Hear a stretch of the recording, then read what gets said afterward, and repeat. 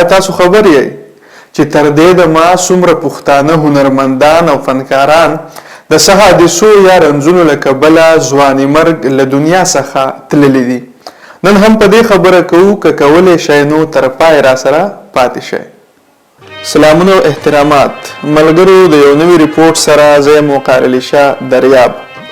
څنګه تاسو ته معلومه ده ملګرو چې د دې نه وړاندې ما کوم ریپورټ تیار کړی و، هغه 13 کاله کې د 14 پښتنو فنکارانو او هنرمندانو قتل و چې هغه یو تفصیلي ریپورټ او هم ما د الوت په شیشه باندې تر تاسو در رسولی دی.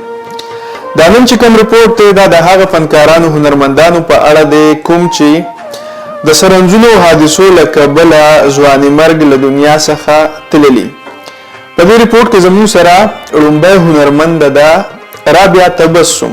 راځئ چې د رابعه تبسم په اړه ځان خبر کو چې دا څوک وه او تر کوم وخته دا د هنري دنیا سره تړلې وه او د دې په هنري سفر باندې به نن مونږ خبرې کوو.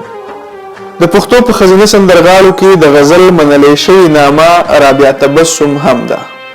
رابعه تبسم له ډېر ماشومتوب راهیسې د موسیقۍ په میدان کې قدم ایښی و. دا هنرمنده د نازیه اقبال، شبنم، عقلمینې او وږمې په شان د سترو سندرغاړو د ټل ملګرې وه. د ژوند لږ تر لږه 20 کلونه یې پښتو موسیقۍ ته ورکړي وو. د خپل وخت هم عصر سندرغاړو سره د غبرګو ولسي سندرو یوه لویه ذخیره خوندي پرته ده، کوم چې سدابهار سندریزه لړۍ بللی شي.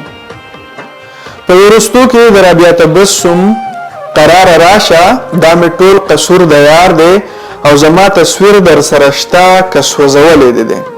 غزلونو په هیواد کې او بهر ملکونو کې ډیره کامیابي ترلاسه کړې وه. د خوږې غاړې دا میرمنه ډیره ساده او ملنګ خویه وه، ولې د ډیر شهرت باوجود هم دوی د غربت له کرښې لاندې ژوند کولو. اکثر به یې ګیله کوله چې نن سبا اوازونه نه بلکې سحرې خرڅېږي، ولې چې د هنر قدر نشته، خو څوک چې ښکلي دي نو د هغوی دوران دی. دا حقیقت دی چې مونږ فن او هنر خو خوښوو، خو فنکار او سندرغاړی نه خوښوو او نه د هغوی له ژوند څخه ځان خبرو چې په کم حال به وي. دغه رنګ رابعه تبسم هم د دمې په رنځ اخته وه. د غوره علاج معالجې وس طاقت نه لرلو له وجې دې هنرمندې د زړه د دورې له کبله همیشه لپاره سترګې پټې کړې او دا د کال 2019 اپریل میاشت په 30 نیټه پلارنۍ سیمه نوښار کې خاورو ته وسپارلی شوه. مینوال د خبر وي چې د رابعه تبسم زوی رحمت خان هم د نوي کل نماینده سندرغاړی دی.